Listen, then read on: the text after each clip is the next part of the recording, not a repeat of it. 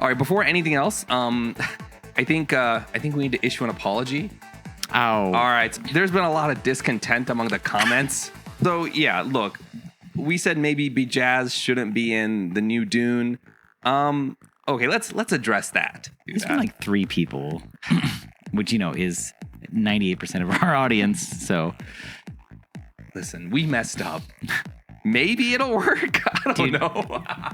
I can see it more. Like someone said Peter Dinklage. Yeah, if you say that, I mean. Okay, well. Yeah. I could see that working better. The character, as I took it from the book, and then as it is in the Dune, the Sci-Fi Dune. Yeah, I don't think it works. I think Sci-Fi Dune is really what unfortunately made it, because it's just tonally incompatible with the new ones. Yeah, the tone it's so goofy, but you could change that. I mean, you could put them in. You could. You'd have to. Yeah, there you go. Yeah. I just had in my mind the Sci-Fi channel. BJazz just dropped into like Villeneuve's Dune, and I'm like, that's not gonna work. Yeah. So okay, we'll give it a chance. You could. I'm open to BJazz. Are you #open to BJazz? Let us know and spread the word. Okay. Day the Earth Stood Still, 1951. Mm-hmm. This is based on a 1940 short story called Farewell to the Master, and really, I mean, I read the short story. This really kind of just uses it as scaffolding. The brunt of most of the plot, is kind of new just for the movie. And then this movie came out, 1951, like I said. So it's about a spaceman that comes to Earth, comes to Washington, D.C. Spachemin. To tell us to just knock it off with the nuclear weapons because we're a threat to... It seems like it's more of a threat to the other planets is what he's concerned about. So he comes with this message of peace and veiled threats, and he comes, learns our ways, learns that we kind of suck maybe, and then leaves. Yep. And that's basically it. And in that year, 1951, we conducted our first thermonuclear reaction tests. So the concept, right? Look, we're all adults here in the 21st century. The big reveal in the short story Farewell to the Master was this spaceship lands and there's 2 beings that come out. There's a human and a robot. Basically, the big twist at the end is, the human wasn't the one in charge. It was the robot, where they thought the robot was just like the servant or something. That was the big reveal. Oh. But, as someone nowadays reading that, it was not at all like mind-blowing. Yeah, it wasn't really in the movie, though. Not really. I mean, like a little bit at the end, we could talk about that, but not really. I mean, the robot didn't do anything almost. Like I said, they just use it as scaffolding because in the short story, right, they land on Earth and basically the human, Klaatu, is basically killed on sight. And then it's just like, a slow reveal of the robot reviving Klaatu, and then one of the protagonists figuring it out. Or the story? So the story is like really short. So this, kind of uses that to set this up and then just kind of explore this alien just sort of wandering around telling us. What's your general perception of this movie? So I'm going to keep asking this, and we're going to keep talking about this until eventually the answer is yes. But was this movie entertaining in like a modern sense? You know what I mean? No. Yeah, no. Was not a bad movie. I didn't think it was bad. I thought it was interesting, but it's not interesting outside of the fact that it's like, this is what they thought about this issue back then, or this is how movies were made back then, or this is relevant to the history of science fiction. But like as just a movie, you're not going to like pop this in on like a Friday night and have a good time. Yeah. But that's true. It's not bad. I mean, it's considerably better than like a lot of the movies we had to watch for this thing already. Eventually, the answer to that question is going to be yes. Probably around 1967. Here's one thing that I found refreshing, and this actually might be one of the reasons it's not great, right? It's just nice to see things happen one after the other. We can go through the plot of this movie, but it's just like, this happens, then this happens, this happens, then this happens. It makes sense. One thing follows the other. It's like refreshingly simple. Is that what you're saying? Refreshingly simple. And in this kind of story, if somebody does something wrong, it's very easy to spot in terms of like making the movie. Whereas nowadays, there's so many twists and turns all over the place that you don't really understand that something's stupid until maybe 10 minutes later, when you're like, wait, what was the point of that thing 5 minutes ago? So that was sort of nice. But because it doesn't have that complexity, I think that's one of the reasons why we're not as interested in it. What you mean is like nowadays when something's bad, it's hard to figure out exactly why. Yeah, it's like, was it studio interference? Was it like they fired the writer and like got a new director? Was it because like the sound design guy was accused of like sexual harassment. They had to replace him. You know, it's like. But not just that. I mean that nowadays when you watch movies, like you might be watching and you're internalizing like, you know, what's happening on the screen, the plot and everything. You're just kind of taking it at face value. And then maybe halfway through the movie or at the end of the movie, you look back and you think, wait a minute, all those things that happened in the first act were completely unnecessary. Something like that, right? This movie, you can't. Aren't you just talking about you writing? Is that what you're just talking about? Yeah. Stuff that doesn't go anywhere. But it seems almost like this movie. Yeah, it's simple. It seems impossible to have that. Well, let's talk about some things with the movie. All right, so the movie starts, this alien spaceship lands, and then Klaatu, our human, and Gort, the robot, come out. So he lands in the middle of, I don't know, on the lawn, national lawn or something. I don't know where he's at. Yeah. Okay, so he looks just like a Caucasian man, okay? No one seems to remark on this very much, like none of the people, the doctors or anything. He has human organs and he speaks English. No one seems to really like remark on that or care about that. That's one thing. Sure. And I'm willing to accept that, like, like they didn't want to paint a guy green. It's just like kind of like a vehicle. I don't know. What do you think about that? I mean, a few things, right? Those things hadn't been established, that you had to be like a little green man or something. Well, they were established. We watched The Thing. Yeah. Which was more like, you know, our prototypical alien. Guess that's true. Yeah. So what I will say is, it took me a long time in my life to think of aliens as like not people. I think, you know, I'm not saying like maybe double digits here in age, but you know, I just meant, they're humans, but they just live somewhere else, right? Yeah. And the way that this was mentioned in this story is, I come from 250 million miles away. Well, it might be Venus or Mars or Jupiter, I think was what he said. Like the only two planets that can support life. It was, yeah. But he's just a guy. He's just a human man. Like no one's like just bewildered that like a human man came from Mars, you know? Or our species like divergent at some point, or they don't really explore that at all. Which, you know, I'm like, it's 1951. That's not the real point of the story. Okay, let me pose you this question then. Okay. If they landed today, would people be surprised that they look human? I mean, they should be. I know they should be. I'm saying the doctor should be. Would you be surprised if a sizable majority of people or sizable chunk were like, yeah, we get it? It would be weird if they didn't remark upon how crazy it is. Yes. I mean, it's like, it's not even crazy. It's like impossible. You know what I mean? Well, sort of. So, okay. So in the book, it's like the robot Gort, Newt in the book, he made Klaatu to interface with the humans. Okay. Whatever. Like, it's not really a big deal. That's just something I noticed. The other thing I'll say is that all the townspeople, the guy he meets with at the hospital, I don't know who he was, like the secretary. Of something state. No one is as flabbergasted, shocked, surprised, or like, they're not reacting with the appropriate gravitas to the situation.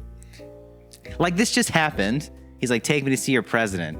I come from outer space. And everyone's like, well, you know, sir, the president's pretty busy and... Maybe Tuesday? One of your Tuesdays? Your Earth days? Like, the whole world would obviously be, like, completely, like, just shattered. Like, yes, this would be the biggest thing that ever happened, ever, potentially. And everyone, I think, would immediately realize that even at the time, but everyone's kind of taking this, like, almost like a bear escaped from the circus. Like, that's the level of attention and caution that's being paid to this situation. Part of me feels like they're not really trying to hide the fact that it's a movie.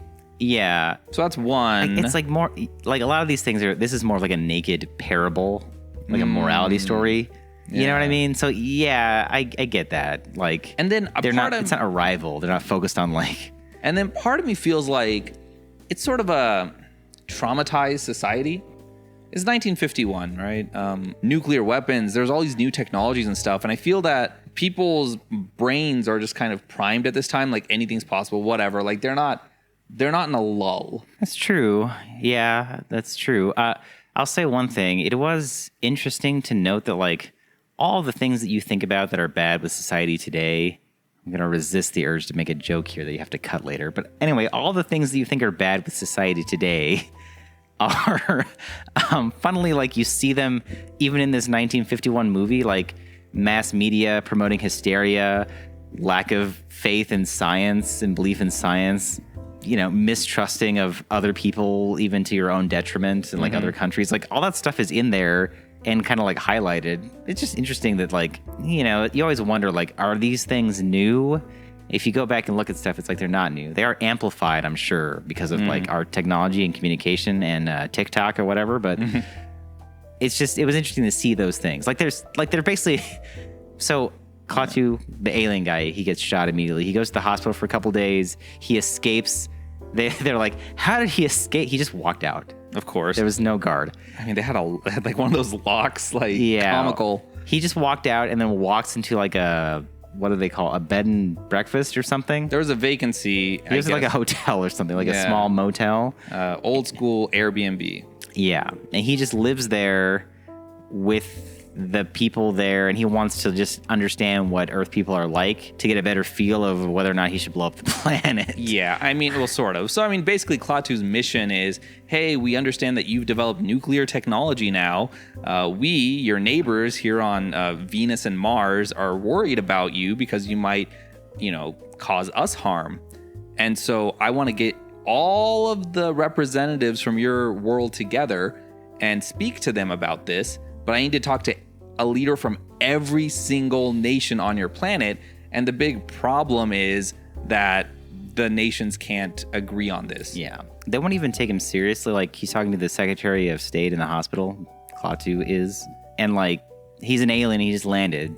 And he's like, I got to talk to all the heads of state. And they won't even entertain the idea. Yeah, they're like, it's like, we want the meeting held here. No, if meeting's held there, we'll never go. Yeah. And nowadays, I think, like, if it happened today, I think the nations would do it. Maybe a little bit, but they'd still talk to this alien, Yeah. No, I'm saying, like, they would do it. They would go to the meeting, but not to meet the alien, but for, like, clout. Yeah, kind of, yeah. I mean, I'm sure there's an element of political maneuvering, but it was insane the way that, like, the president didn't even go to see this guy. He's like, I've got an opening at 3. He can come then, The alien with a very important message. Like, the self-centeredness is insane. And then, do you remember when they were at breakfast, Klaatu and like just some random guests at the diner? So they don't know that he's the alien, the guys that are, all the people that are at the motel. Mm-hmm. He escapes from the hospital and they're just on a nice suit and now he blends in. Yeah, everyone's looking for him, but they don't know what he looks like because he was wearing like a space suit when he first got there. Mm-hmm. So he just shows up there and pretends to be like a normal guy. And like at breakfast that morning, like people are like, yeah, he's just some pinko commie. He's not actually a spaceman. Yeah. Like, it was funny. They're just complaining about liberals and stuff like that. Yeah, it was wild. Like, I think they said he's like did they complain about Democrats or something? One of the women said, oh, I don't think he's an alien. I think he's one of them. Well, if you want my opinion, he comes from right here on Earth. And you know where I mean.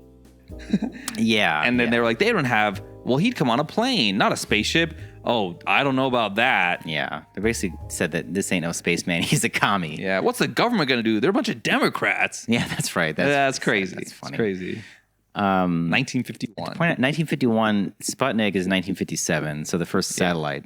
And then, like, the first dude, I don't know, 1959 or 60? I have no idea. Sure. And then, Moon 60s. Moon 69. So, like, this is before any of that. Right. And so you think about maybe humanity's relationship with the world outside of our own atmosphere, and maybe, like, the 1850s, it's like, well, before like, maybe rockets, nuclear technology, like, it just seems like, it's like me saying, hey, I'm going to go to that atom, or it's something insane. Like, it's not real. You have a trip to the moon, which, I don't know when this stuff gets introduced into the human consciousness, but, the science starts kind of backing it with rockets and this sort of stuff. Yeah. And then I think maybe it's taken more seriously, or, But it's very rapid, I feel like, the transition from sort of fantasy to science fiction, like the way that these stories are told about aliens. I don't know. I guess we'd have to, like, be learned or something, but yeah. I feel like the 50s is like, this technology is gonna like fix everything, or like they were able to appreciate like we're at the knee of the curve technologically because things were like advancing so fast. And then also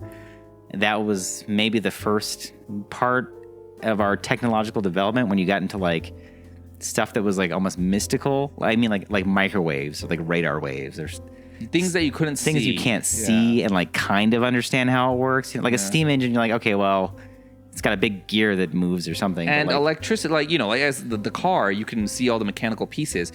Electricity is a little bit, you know, up there. as we know from Physics 2, electricity and magnetism and Insane Clown Posse, like no one understands how magnets work, you know? Yeah. Yeah, like once you get to electricity and beyond, you know, the common, like the everyday person can't like understand it's it. like a lay person will know that like, hey, like that a boat can't do that, you know? But like you can't really appreciate, well, what can and can't like a magnet do. You don't have like an intuitive feel for it, you know? Yes, yes. So we're entering that period of time. So a lot of things could be taken, a lot of things that we know are like crazy or like impossible or really hard, they might see as like, well, yeah, we'll get there in like 10 years or something, you know? The flying cars, maybe, I don't know. I mean, even in this one, Klaatu says what he's worried about is it'll only be a matter of time before you put nukes on spaceships. Yeah, which, you know, I mean, Maybe. well, we easily could have. Haven't we? I think we did, didn't we? A what? I don't know. There's like treaties against it, but like it's very easily Was it the space? space nuclear non-proliferation treaty. So while Klaatu's, you know, over here learning more about the world, or I guess Arlington, Virginia. Oh, okay, The so- USA is going to town on his ship. Like they got like jackhammers. There's trying to do everything they can to get inside. Okay, that is completely believable. So Yes, it So is. the ship design, it's cool. It's like a completely Maybe? unibody. Like there's no Unibody like device. It's like a perfectly smooth surface, which, you know, it's pretty typical in science fiction even now, where it's like it kind of shows you it's advanced because you can't understand how it works. Because you can't see anything that would allow you to comprehend how it works. Anyway, yeah, I mean that's the most believable part of the whole movie. They're obviously so Gort is his like 7 foot tall robot guy that comes out and kind of like seems like his protector and stuff. He kind of subdues some army dudes. Gort does at the beginning when Klaatu gets shot, but then he kind of Gort stands down in front of the ship and kind of just stands there, and so the army kind of cordons it off. And by cordon it off, I mean there's like 2 guys and a searchlight that you got, like not even like a light you get from Home Depot to light like your backyard around this thing. Those things are powerful, man. There's literally 2 guys watching this spaceship. But anyway, yeah, they start taking it apart and trying to figure everything out, which of course They can't do, but yeah, they it's can't do, funny. but of course they would. The majority of the story is Klaatu is hanging out with the kid And at just kind of going around. He tries to meet, like, I guess it's supposed to be Einstein, is Professor Barnhart. Yeah. And he's like, hey, I'm trying to get in touch with every single nation on the planet. Can you help? And then Barnhart's like, well, let me get all these scientists together and then we can kind of figure this out. And then the rest of the plot is just Klaatu trying to get to this meeting with the scientists. It's kind of But like then, the boy's family finds out. They tell the army, and bada bing, bada boom, Klaatu gets shot again. It's like this innocence thing. Klaatu is dealing with the adults, and they're all selfish, and they don't want to work together or whatever. He hangs out with like a 10-year-old kid, Bobby. Like hangs out with him, like goes Damn around. it, Bobby. Goes around to see a movie and all this stuff.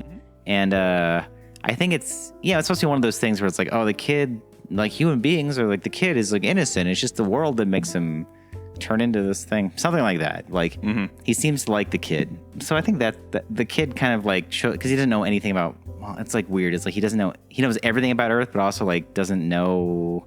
He wants to learn more about people, so he does this by exploring it with a kid because he's kind of like a child too. Really, I mean, he acts like a 45-year-old father all the time. He doesn't act like a kid ever. Right. But anyway, that's what it is. Eventually, they figure out that he's the spaceman. The army goes after him. They shoot him. He dies. Gort, the robot, brings him back to life. And then at the end, I mean, I think we already talked about the plot, but like at the end, he just gives this whole speech to everyone, which, do you want to talk about that? Do you want to talk about like the message? Because it was I found it a little bit contradictory. Did you?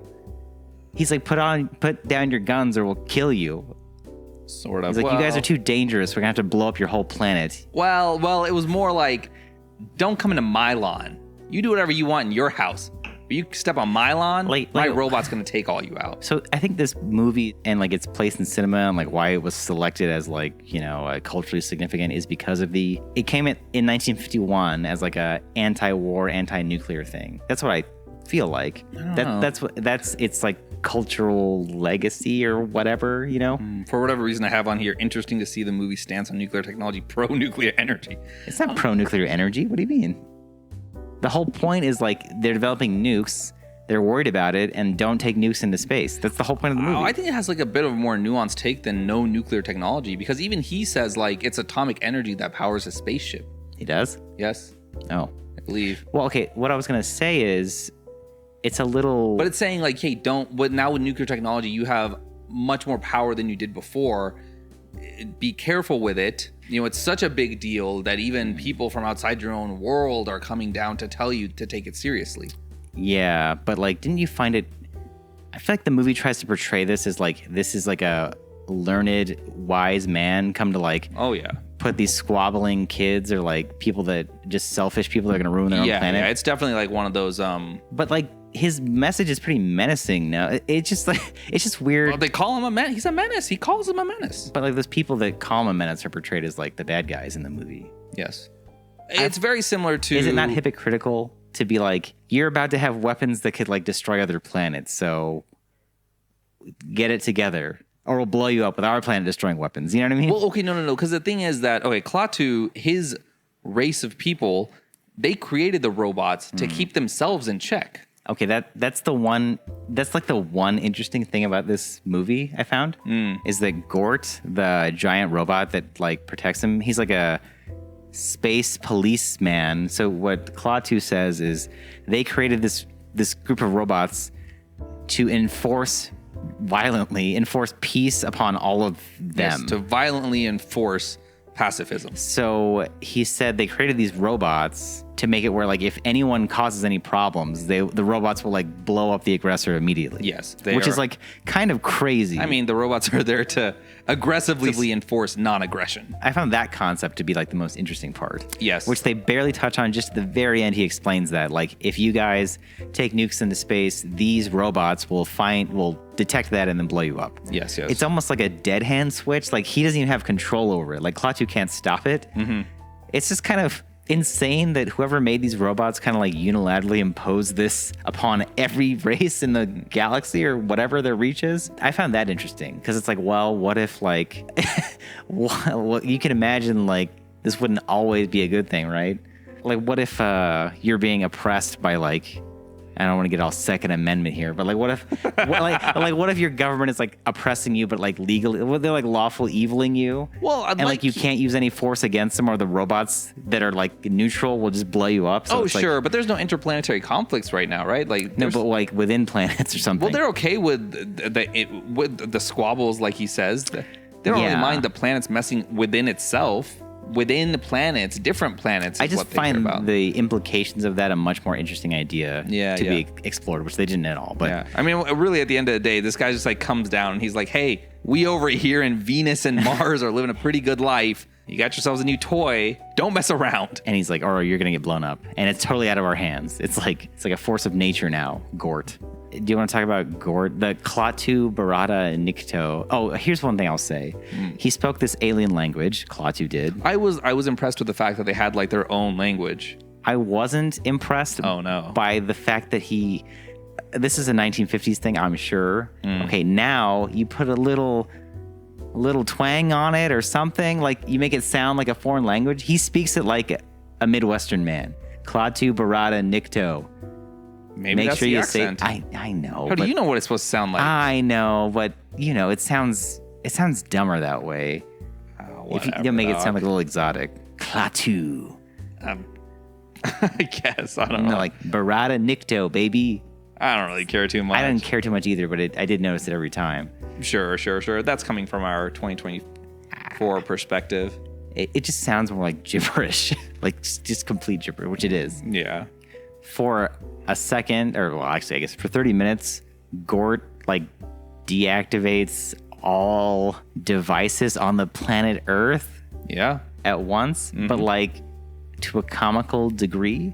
Oh my gosh, yeah, this is really funny. There's like a little montage. So I guess in order to get people's attention, Klaatu goes to the spaceship and he guys programs it or something to stop all electronics and like a lot of other machines on Earth for 30 minutes. And then they show the montage of all the things that are stopped, and it's like, okay, so at first it makes plausible sense. Okay, the robot's super powerful.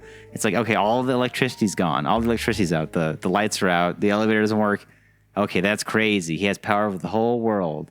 And then it's like, oh, the cars don't work, like mechanical devices don't work. Like, okay, that's how, like, that doesn't make any sense. Technology sufficiently advanced. But then it gets to the point like magic. where like this farmer's milking a cow and he has just like a, it's like milking apparatus stops functioning. it's just like a tube with like a pump and it doesn't work either. I'm like, that's not a magic. He's like suspending the laws of physics like in that zone because it's a device. Mm-hmm. It'd be like as if you're like riding a bicycle and then the bike didn't work. I'm like, it's just a wheel. Like, it's not.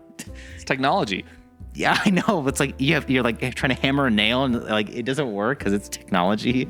So that didn't make any sense. And then also it lasted for 30 minutes and like we had a little board meeting at the Pentagon and the guy, well, he said, you know, everything stopped functioning except for certain things like the hospital still works and planes still fly. Mm-hmm. So he didn't do anything bad. Don't worry. It reminded me of that Superman versus Batman. All right, we've evacuated the city. Where they blow up Manhattan. They're like, good thing no one was there. They're all evacuated. It was like the same thing. Like, oh man. So you don't think Gort is a bad robot or whatever? Yeah. It's just funny. It's 30 minutes. The telephones don't work. There's no communication. How does he know that? So he gets like a letter, like a handwritten letter, like, I saw a plane flying. We good, fam. Like, like what could it say? Yeah, that's true. So, okay, so characters, I mean, you know, you got Klaatu, you got Gort, you got Bobby, and then you got Bobby's mom, Helen, and she's dating Tom. These characters are, like, again, it's like a parable. Like, they're barely characters, but yeah, go on. It is interesting that they made Tom what he is. Like, he's like the epitome of a selfish dude. Yeah. Like he doesn't care. He literally says, I don't care about the world, but he turns in Klaatu for his own benefit. Yeah, to the government. He's like, can you imagine you're going to marry a best-selling writer? Like, I'm going to get famous and I'm going to be in the papers and all this stuff. And he like literally says whatever, like, I don't care about the world. This is about getting famous. Yeah. So yeah, it's just to like represent that. That was an interesting, I don't know, that kind of character to me was sort of interesting for the time. Like for the time that these movies were made, I feel like it. Maybe I'm wrong. I don't know. I feel like it's just, he's a bad guy. He doesn't have any nuance to him. You know, it's not like it would be one thing if he was bad, but then like we were made to see things from his perspective or something. That would be like out of the ordinary for the 50s. But this is just like, he's a bad, selfish guy. That's it. Like, he's annoying the whole time. It's very 2D. And then moving on, so I don't know, like the set design. Set design was good. I thought the inside of the ship was pretty cool. Dude, I thought it was clean. Like aesthetically, like the elements are similar to other stuff we've seen from the 50s and 40s. But this time it feels so elegant. Like it was so clean. Like just all the designs, I loved it. It's cream on the outside and clean on the inside. I think literally ice cream paint job. But yeah, it was very clean. Very, even now it looks modern. Good. Yeah, I'm like, well, it's like a lot of. You just wave your hand and it works or whatever, and like lights just come up. But yeah, it looked very good. I liked it. And then Gort, I mean, Gort looked. That was the worst looking thing in the entire movie. Yeah. Which, you know, I guess they wanted to have an articulating, imposing robot. So the fact that he had to move makes it to where it had to be a suit, I suppose. It looked goofy. Yeah, they still could have done better, but terrible. It wasn't terrible. I mean, got the point across, right? Big strong man. Big strong man. Yeah, so that's fine. And then the filmography, I mean, really the only effects were like, they used a few things, right? They used the laser, Gort's laser. Yeah. And then they had, you know, guns disappearing or melting or people melting a couple of people died, I guess. But basically, you know, I think they just had like, they cut from A to B, and then in the middle, they just had like a really overexposed kind of white light as like the transition. So yeah, it was pretty simple, but it never felt super dated. It just felt like it didn't feel bad. Yeah, it felt great. It felt all right. Like it never. They had some nice miniatures of like different cities when they cut to like London, Paris, and like matte paintings for like the wide shots and stuff. Good. Yeah. So, It's good looking. but yeah, no, definitely the interior of the spaceship stood out as pretty good compared to most things I've seen up until now. And then the sound, I mean, also clean. I mean, there was just voices and pianos. There wasn't really any. You want to talk about the Real director music. a little bit? I don't know much about the director. Did you read what he directed? I was like shocked. The Sound of Music. He was the editor for Citizen Kane. Oh wow. Did Star Trek? I almost said Star Trek Discovery.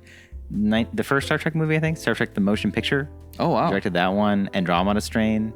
Whoa. Yeah, wow. yeah. I was like, what? Like, this is nuts. Dang. Okay. So this dude is like pretty big, as they say in science fiction. That's pretty cool. I mean, it feels like this kind of story structure and the way this movie is made, it's sort of like you learn to crawl, then walk, and then you run.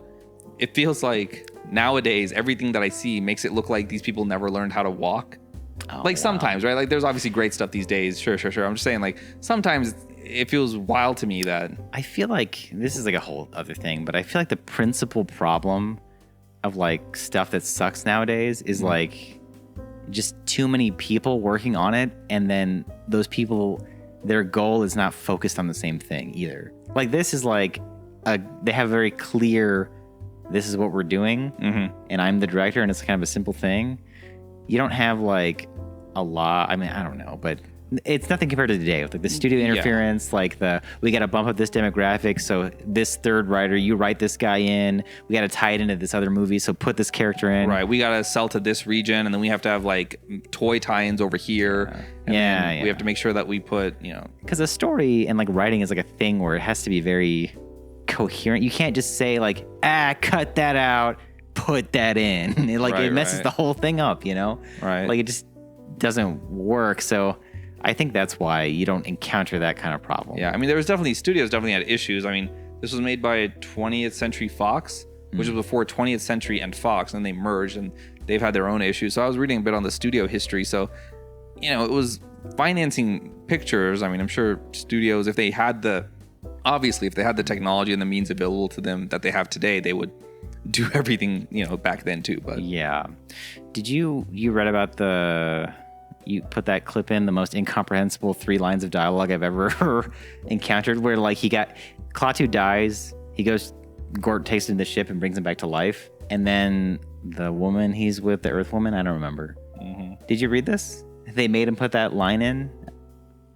She said, hey, Gort can bring people back to life? He has the power of life and death? Oh, that's right. And then Klaatu's like, no, only the Almighty Spirit has that power.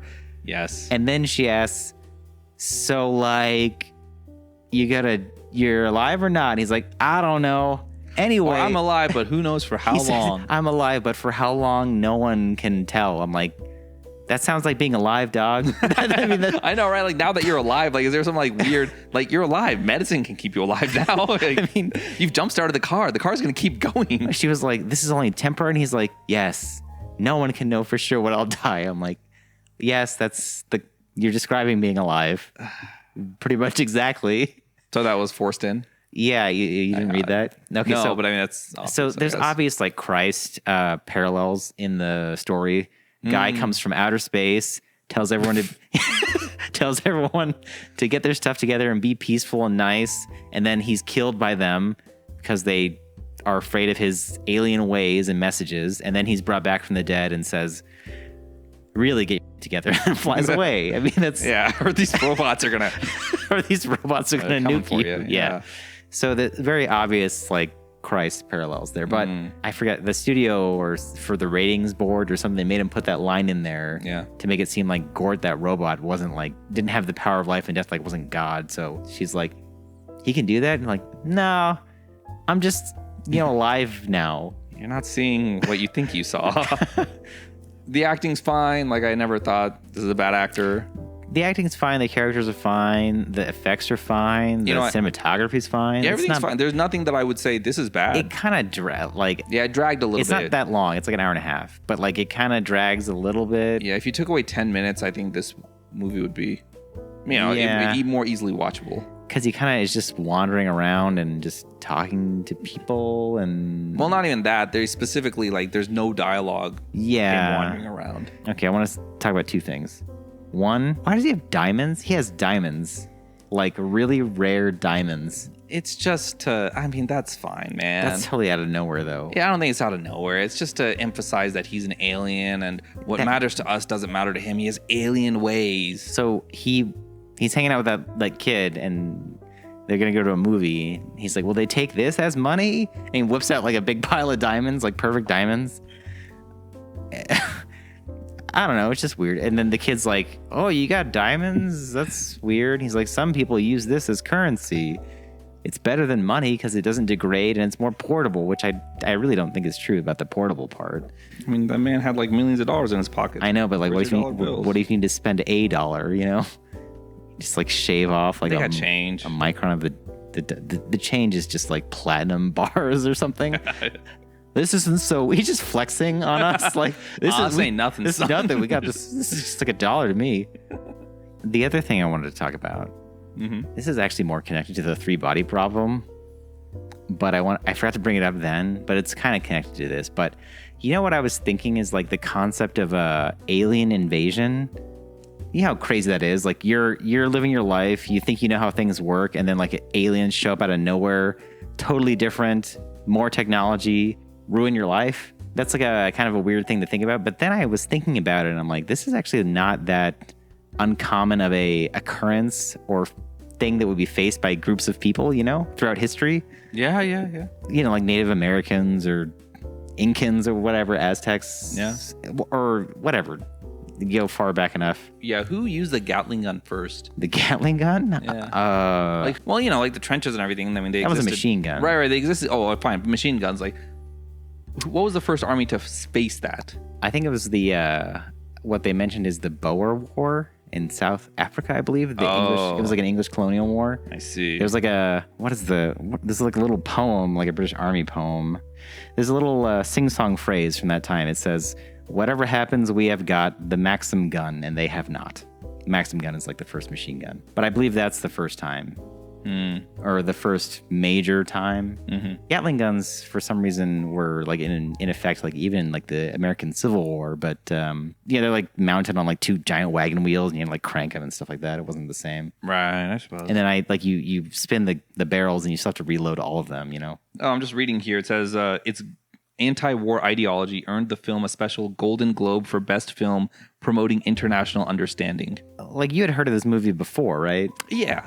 Like the Keanu Reeves version or whatever? Sure, yes. So I knew about this movie before. All I knew, and probably what most people know, is Gort, the big robot guy, Klaatu Barada Nikto, and it's anti-war. That's what I knew.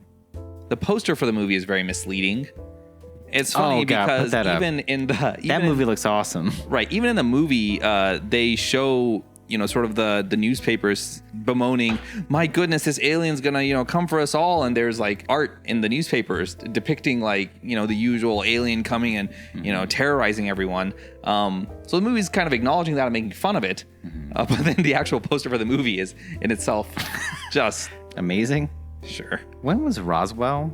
Yeah, 1947. I was like, when was the flying saucer like conceived? I think it's Roswell. I associate that with a flying saucer, but I don't really know why.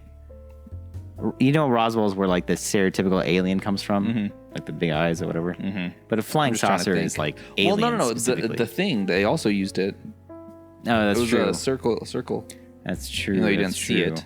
I don't know. And then I wrote down here just like what else was going on in 1951. I mean, because, from today, it's what? That's 75 years. So 75th anniversary of this movie, right? Meaning people who were born, Phil Collins, Kurt Russell, Mark Hamill, Pete Carroll, Orson Scott Card, Baron Harkonnen, Stellan Skarsgård. Stellan Skarsgård is 75? Apparently. Mark Hamill's 75? Right. That's crazy. But those guys were all born this year, the movie that came out. Sinclair Lewis and William Randolph Hearst were the 2 names I found that died that year. So it's, just kind of put into perspective what time is.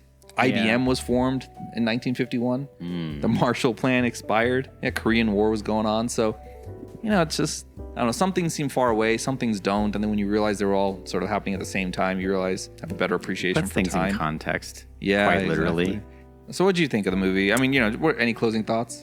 I found it enjoyable. to watch. You know what I always say, or what I complained about a lot in the older things, is like complaining that it wasn't actually science fiction, like Frankenstein. Yeah. Well, that was, but whatever.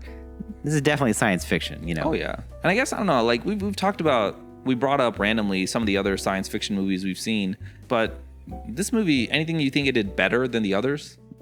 I would say set design and it's Yeah, that's one thing. Set design. Yeah. But that's kind of That's kind of it. Yeah, unfortunately. I mean, it was fine. It's a very simple thing, and it wasn't really about the science fiction element. I mean, I guess you could say that a lot of the times. I mean, science fiction is very commonly used as more of a metaphor for.